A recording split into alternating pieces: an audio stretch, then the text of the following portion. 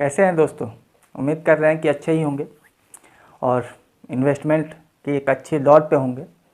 और सही मायने में ये सोचिए तो ये जो मार्केट है इसका आप तभी फ़ायदा उठा पाएंगे जब तक आपको सही नॉलेज ना हो कि कौन सा स्टॉक कैसा बेहतर रिटर्न करने वाला है, कौन सी कंपनी की फिनेंशियल स्टेबिलिटी सही है, कौन सी कंपनी का फ्यूचर ग्रोथ सही है, कौन सी कंपनी अपने आप को सही तरह से अपडेट कर पाएगी R&D के थ्रू। ये सब सारी चीज़ें जब तक आप नहीं समझ पाइएगा तब तक चाहे वो मार्केट बुल हो या बियर है, आप सही से रिटर्न नहीं ले पाएंगे। तो सबसे पहले बेहतर यही है कि अपने आप को नॉलेज के तरह से ढालना सीखें। ठीक है, वो एक बहुत अच्छी वो स्टोरी है, क्वेट्स कहिए कि यदि आप पैसे लेके मार्केट में आते हैं तो आप एक्सपीरियंस लेके जाएंगे, and when you come with experience, जब आप एक्सपीरियंस के साथ आएंगे तो आप पैसे लेके जाएंगे। तो ये सच्चाई हमारे साथ ऐसा हुआ, आप लोग के साथ भी शायद हो, या आप लोग बाय लकी 100% बॉर्न हो तो फिर कोई बात ही नहीं, लेकिन ये अक्सर होता है। तो हम इसी सिलसिले में हमने सोचा कि चलो ठीक है, मार्केट का जो अपडेट है, मार्केट की जो मेरा पोर्टफोलियो है वो तो मैं अपडेट करते ही रहूँगा, और बाकी जो भी फिनेंशियल ट्रेंड और जो भी टेक्निकल फंडामेंटल के बाद जो भी मार्केट में कुछ हिडन सेंटिमेंट्स होते हैं उसको भी हम अनकवर अप करेंगे। लेकिन साथ में हमने सोचा कि क्यों ना एक सीरीज चलाया जाए जिसमें कम से कम जिन्हें ये छोटी छोटी प्रॉब्लम होती हैं फंडामेंटल्स को लेकर वो एटलीस्ट दूर हो जाए, क्योंकि जब तक वो छोटी छोटी चीज़ें दूर नहीं होंगी ना तब तक आप मार्केट के उस्ताद नहीं बन पाओगे और आपको सही रिटर्न कभी नहीं मिल पाएगा, चाहे वो हमें क्यों ना बता दें। तो ये छोटी चीज़ें आपको जानना ज़रूरी है, फिर उसके बाद हम एडवांस लेवल में जाएंगे। और ये बहुत छोटी चीज़ें नहीं होती, यदि आप देखें तो ये जो assets, liabilities, enterprise value, market value, debt, liquidity, ये सब चीज़ यदि आप सही से पकड़ लिए ना बॉस, तो आपका ये गारंटी है कि आप नुकसान नहीं कर पाओगे। बाकी सब चीज़ से ठीक है, थोड़ा सा फास्ट हो जाएगा, लेकिन आप अपने लॉस को कहीं ना कहीं जीरो कर दोगे।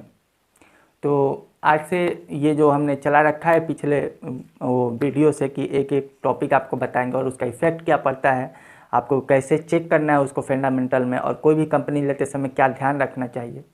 तो चालू करते हैं ऑफ द सेकेंड वीडियो। आज के टॉपिक रहेगा एसेट एंड लाइबिलिटीज़। लेकिन हाँ, एसेट लाइबिलिटीज़ समझ के ये ना समझें कि एसेट लाइबिलिटीज़ बहुत छोटी चीज़ है यार, ये समझ के क्या करेंगे। हम आपको बताएंगे लास्ट में कि एसेट और लाइबिलिटीज़ कितनी बड़ी चीज़ होती है, और एसेट और लाइबिलिटीज़ से आप अपने आप को बड़े नुकसान से बचा सकते हैं। तो चालू करने से पहले प्लीज़ लाइक एंड सब्सक्राइब, क्योंकि सारी चीज़ें आपको मिलेंगी यहाँ पे। और हाँ, अब कुछ दिनों के बाद मैंने क्वेश्चन आंसर सीरीज भी चालू करने वाला हूँ, तो वहाँ पे आप अपना क्वेश्चन भी पूछ सकते हैं। तो चालू करते हैं एसेट्स। एसेट्स एक्चुअली होता क्या है, हम एसेट्स किसको मानते हैं। यदि सिंपल तौर से हम समझें कि एसेट्स क्या होता है, एसेट्स जो अपने आप को, जो मेरे को हमेशा प्रॉफिट में दे, मतलब कभी भी मेरा चीज़ डिप्रिसिएट ना हो, ठीक है, वो चीज़ होता है एसेट, जो हमें बिना मेरे काम का हमको पैसा बना के दे। एज ए एग्जाम्पल, जैसे मैंने बैंक बैलेंस में पैसे जमा किया है, ठीक है, तो बैंक बैलेंस जो भी है हमें उसमें कुछ वर्क नहीं कर पा रहा है, देन वाट, वो हमें बाय इंटरेस्ट हमको कुछ ना कुछ अर्निंग दे रहा है, तो ये मेरा एसेट हो गया। लैंड क्या हुआ, एसेट हो गया, क्योंकि उसके रिटर्न्स बढ़ते जा रहे हैं तो वो एसेट्स हो जाएंगे। मशीनरी जो गुड्स निकाल रहे हैं वो मेरे एसेट्स हो जाएंगे। तो ये सारे चीज़ एसेट्स होते हैं, ठीक है। एसेट्स कई प्रकार के होते हैं, इतना लॉन्ग ड्यूरेशन में हमें नहीं जानना, लेकिन मोटा मोटी समझ लेते हैं कि एसेट्स कई प्रकार के होते हैं। सबसे पहले हम एसेट समझते हैं कि जो फिक्स्ड एसेट होता है, एंड सेकेंड अनफिक्स्ड यानी करेंट एसेट्स। फिक्स्ड एसेट मतलब कौन सा हुआ, जो हमारे लैंड आ गए, बैंक बैलेंस आ गया, मशीनरी आ गई, इन्वेंट्री में जो गुड्स पड़े हैं, ये हमारे एसेट्स कहलाएंगे। अक्सर लोग कहते हैं कि सर प्रोडक्ट तो एसेट्स में नहीं आते, क्यों, उसके वैल्यू नहीं है क्या, वो भी तो एक लिमिट परचेज पे बिक रहा है, वो भी हमारे एसेट्स होंगे, ठीक है। And now second, current assets में कौन से आते हैं, जो हमें जब भी मन करे कुछ टाइम समय या कुछ समय बाद हम उसको अपने आप से पैसे में कन्वर्ट कर लें, यानी मनी में कन्वर्ट कर लेते हैं, तो वो मेरा करेंट एसेट्स होगा। जैसे कि स्टॉक्स हो गया, बॉन्ड हो गया, बैंक बैलेंस में तो वो है ही, ठीक है, ये सब चीज़ें होंगी अपनी करेंट एसेट्स। दो टाइप की और एसेट्स होती है, एक टेंजिबल और एक इंटेंजिबल। टेंजिबल मतलब जिसे हम अपने आप से देख सकते हैं, जिसे हम वैल्यूएट कर सकते हैं, जिसे हम बेच सकते हैं, ये अपने टेंजिबल एसेट्स हो गए। जैसे ये सारी चीज़ें जो फिक्स्ड और करेंट में है, ये अपने टेंजिबल एसेट्स हो जाएंगे। इंटेंजिबल एसेट्स में वो होते हैं जो आपका पेटेंट हो गया, जैसे पेटेंट कराते हैं ना, कोई भी टेक्निकल यदि हमने नया इनोवेशन किया है तो उसको पेटेंट कराते हैं, तो that is a intangible process. लेकिन बात ये है कि एसेट्स ये तो हम समझते थे सर, इसमें नई चीज़ क्या है? हाँ, तो नई चीज़ बॉस ये है, उससे पहले मैं आपको लिक्विडिटी समझा देता हूँ एट ए शॉर्ट टर्म कि लिक्विडिटी क्या होती है। लिक्विडिटी वो चीज़ होती है, लाइबिलिटीज वो टर्म्स होती है जिसमें हमें कुछ ना कुछ बियर करना पड़ता है, हमें उसके बदले में कुछ ना कुछ देना पड़ता है, ठीक है।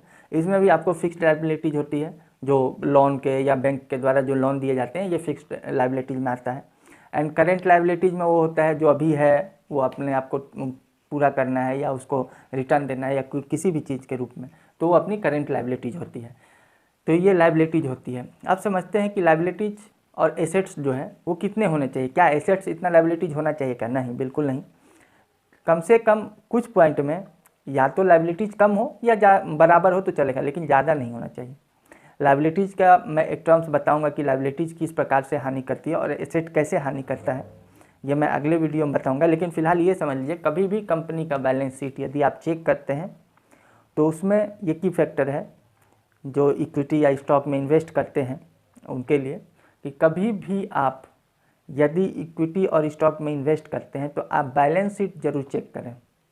और बैलेंस शीट चेक करते समय आप एसेट्स, जो फिक्स्ड एसेट्स हैं, यदि कंपनी उसको बेच के फ़ायदे पहुंचा रही है, यदि कंपनी, फिर से समझ लीजिए, यदि कंपनी उसको बेच के और अपना रिवेन्यू जनरेट करके अपने ऑपरेटिंग प्रॉफिट और ये प्रॉफिट मेकिंग कर रही है, सॉरी ऑपरेटिंग प्रॉफिट में नहीं आएगा, प्रॉफिट मेकिंग कर रही है, देन आप समझ लीजिए कि वो कंपनी लॉस में थी। और ख़ास तौर से ऐसे कंपनियों से बचना चाहिए जो कि अपने एसेट्स को सेल करके प्रॉफिट बुक कर रही है। बिकॉज देखिए, कई चीज़ होता है, अब पूरा 100% सही नहीं है, लेकिन हाँ, यदि कोई कंपनी लॉस में है और वो फिर एसेट्स बेच के और फिर प्रॉफिट बुक कर रही है और उसके शेयर्स उस पर उछाल मार रहे हैं, तो ये हो सकता है इनसाइडर ट्रेडिंग हो सकती है और नहीं भी हो सकती। लेकिन एक तरह से ये मानिए तो 80% सही है। हाँ ठीक है, अगले क्वार्टर में हमने देखा कि एसेट्स उसके पास होल्ड डाउन पे है और फिर कंपनी बुक कर पे, हो सकता है कि वो उस पर लाइबिलिटी ज़्यादा हो, तो इस कारण से। लेकिन ये 80% ट्रूथ है कि जो कंपनी एसेट्स सेल करके यदि अपनी लाइबिलिटीज या कोई भी चीज़ अपने प्रॉफिट बुक कर रही है, देन वो कंपनी से दूर रही है एटलीस्ट उस क्वार्टर तक, ठीक है, या उस एनुअल तक, और उसके बाद फिर हम उसे बाय करेंगे। तो ये बैलेंस शीट में जरूर देखें कि क्या कंपनी का एसेट्स ग्रोथ कर रहा है या कंपनी का एसेट्स डिक्रीज कर रहा है। यदि कंपनी का एसेट डिक्रीज कर रहा है, देन आपको और भी टर्म्स चेक करना जरूरी है। यदि एसेट ठीक है तो आप फर्दर ऑन उस कंपनी पे थोड़े से रिलायबल हो सकते हैं। वैसे ही हम बताते जाएंगे आपको कि कैसे कैसे छोटे छोटे चीज़ भी हमें एक बड़े नुकसान होने से बचाता है। मिलते हैं फिर अगले वीडियो में।